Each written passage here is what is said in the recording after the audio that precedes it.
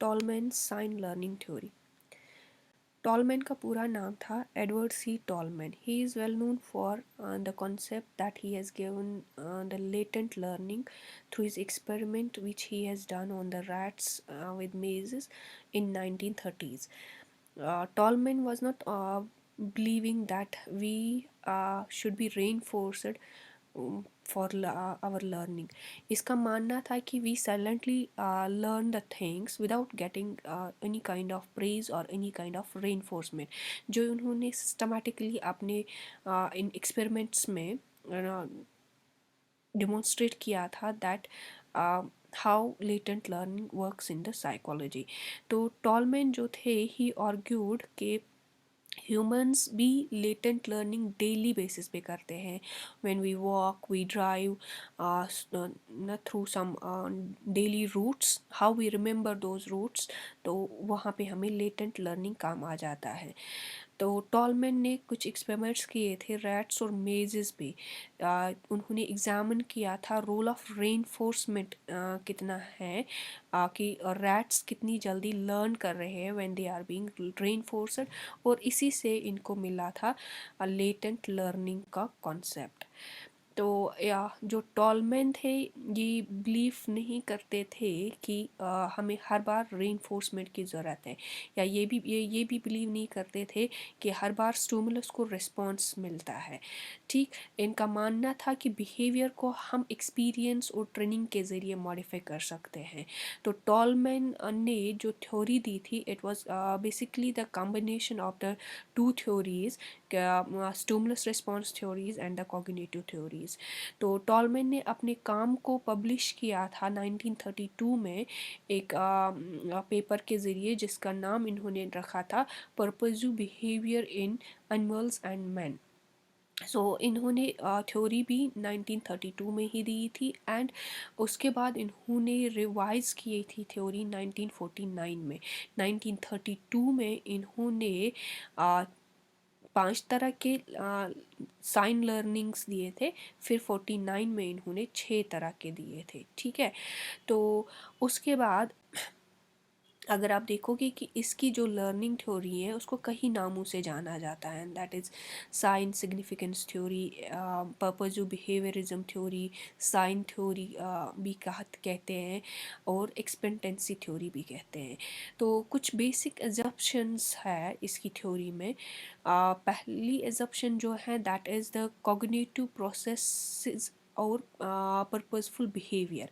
Cognitive process से tall man का क्या मुराद है कि इसका मानना था दैट कि हमारी जो लर्निंग है उसमें इन्वॉल्व होती है हमारी कॉग्निटिव प्रोसेस, ना कि बस स्टिमुलस रिस्पॉन्स लर्निंग होती है हमारी. दूसरा जो इसका बेसिक एजम्पशन था इसकी थ्योरी में दैट इज़ पर्पसिव बिहेवियर. हम पर्पसफुली कुछ काम करते हैं, we get engaged in any work which is goal oriented. मतलब हमें टारगेट होता है सामने तभी हम कोई इसका काम करते हैं या कोई कॉग्निटिव मैप वगैरह बनाते हैं. तो उसके बाद इसकी थ्योरी में कुछ की कॉन्सेप्ट्स है लाइक कॉग्निटिव मैप क्या होता है.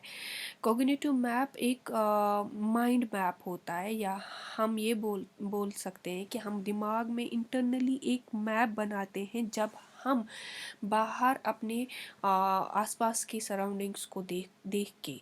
फॉर एग्ज़ाम्पल अगर हमें क्लास में जाना होगा या यूनिवर्सिटी जाना होगा तो घर से यूनिवर्सिटी तक का रास्ता जो है दैट वी इंटरनलाइज, मतलब हम एक मेंटल रिप्रेजेंटेशन उस रास्ते की बनाते हैं. मीन्स कि हम लोगों ने कॉग्निटिव मैप बनाया उस एक्सटर्नल एनवायरनमेंट का जहाँ जहाँ से हम जाते हैं.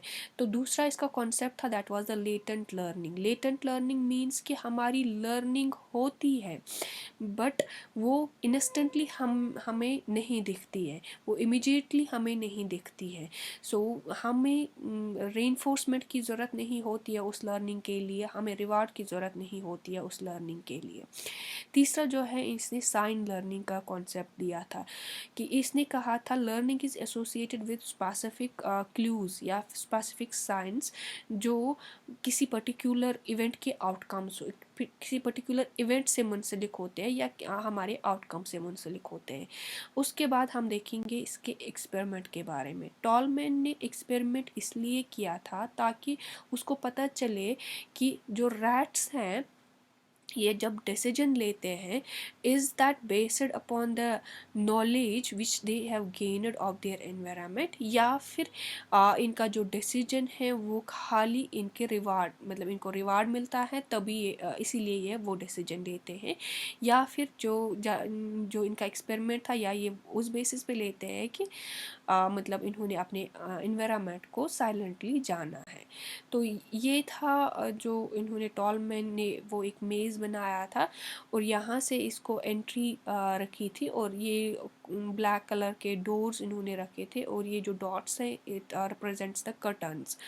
तो इन्होंने दूसरे एंड पे इसको एक फूड बॉक्स रखा था। इस फूड बॉक्स में कभी फूड होता था कुछ रैट्स के लिए, कुछ रैट्स के लिए नहीं होता था।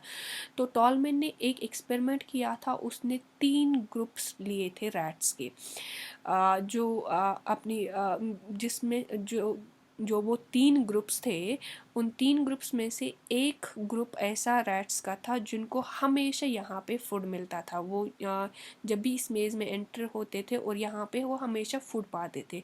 दूसरा ग्रुप जो था उनको हम डीलेड रिवार्डेड कहते हैं, उनको पहले नहीं मिला था यहाँ पे फूड, बाद में उनको मिला था कुछ टाइम के बाद। तीसरा जो था उनको कभी भी यहाँ पे फूड नहीं मिला।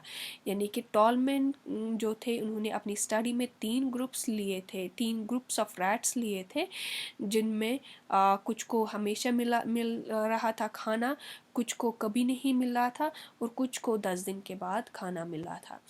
पहला वाला ग्रुप जो है उसको हम रिवार्डेड ग्रुप कहते थे and they were rewarded from the day 1 to day end, मतलब डे 1 से डे 17 तक उसको हमेशा रेनफोर्समेंट मिलता था and they were being rewarded by food and then we have another group जिसको हम डीलेड रिवार्ड कहते हैं। उनको पहले 10 दिन तक नहीं मिला, वो ऐसे ही एमलेसली मेज़ में वॉन्डर कर रहे थे एंड उसके बाद डे 11 से डे 17 तक उनको फिर फूड मिला था एंड देन जो लास्ट वाला ग्रुप था उनको कभी भी 17 दिन में कोई भी रिवार्ड नहीं मिला। तो इस एक्सपेरिमेंट से उसको क्या रिजल्ट मिला, उसको ये दिखने को मिला कि जो ये डिलेड रिवार्डेड ग्रुप है इनकी जो लर्निंग रूटीन थी, जो इन्होंने सीखा था साइलेंटली डे 1 से लेके डे 10 तक, जब वो इस मेज़ में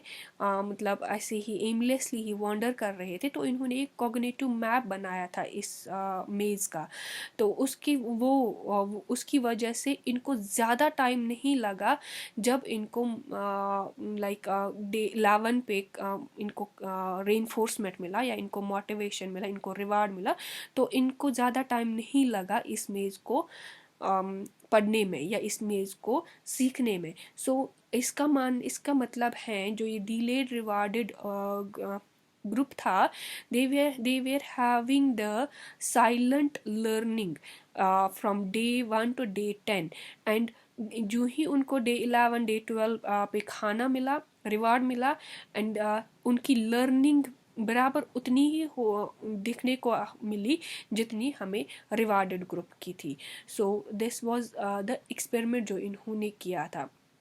तो उसके बाद जो टॉलमैन जो थे ये बिहेवियरिज्म के हम ये कहेंगे कि खिलाफ भी नहीं थे, but he challenged the behaviourism. जो टॉलमैन थे वो स्ट्रिक्टली बिहेवियरिस्ट्स को उन्होंने कहा था कि हमें जो स्टिमुलसेस मिल रहे हैं उनको हम रिस्पॉन्स से ही जवाब नहीं दे सकते हैं, या हमें हमेशा स्टिमुलस रिस्पॉन्स को से ही बिहेवियर नहीं हमें मेंड होता है। तो ये इसीलिए हम कहते हैं कि ये बिहेवियर। तो अब है कुछ इम्प्लीकेशंस या एप्लीकेशंस टॉलमैन की थ्योरी के। इनका मानना था कि जो कॉग्निटिव मैपिंग जो हम फ्रेम कर रहे हैं साइलेंटली, तो उससे हमें पता चलता है कि इंडिविजुअल कैसे अंडरस्टैंड कर रहा है, इंडिविजुअल कैसे फिर उस लर्निंग को उस इंफॉर्मेशन को यूज़ कर रहा है अपने एनवायरनमेंट को सीखने के लिए। दूसरी चीज़ जो है कि बिहेवियर को हम मॉडिफाई कर सकते हैं। बिहेवियर को हम स्टिमुलस रिस्पॉन्स से मॉडिफाई बस नहीं कर सकते हैं, बट कॉग्निटिव प्रोसेस उसमें इन्वॉल्व हो रहा है बिहेवियर चेंज में। इसीलिए हम कहते हैं दे चैलेंजर द बिहेवियरिस्ट्स। तो इनकी थ्योरी को भी बहुत सारे क्रिटिसिज्म्स मिले। मेजर क्रिटिसिज्म था कि जो कॉग्निटिव मैपिंग टॉलमैन ने बोली कि हम कॉग्निटिव मैप्स बना रहे हैं, इसने उसकी एक्सप्लेनेशन नहीं दी है कि how the cognitive maps are formed, बस इसने कहा कि कॉग्निटिव मैप्स बनते हैं। दूसरा ये कि इन्होंने इतनी मतलब कॉम्प्लेक्स लर्निंग प्रोसेस को ज़्यादा ही कुछ सिंपलीफाई किया है। ये कुछ क्रिटिसिज्म्स थे जो इसकी थ्योरी को मिले। नेक्स्ट वीडियो में हम देखेंगे इसके 6 तरह के साइन लर्निंग्स। Thank you.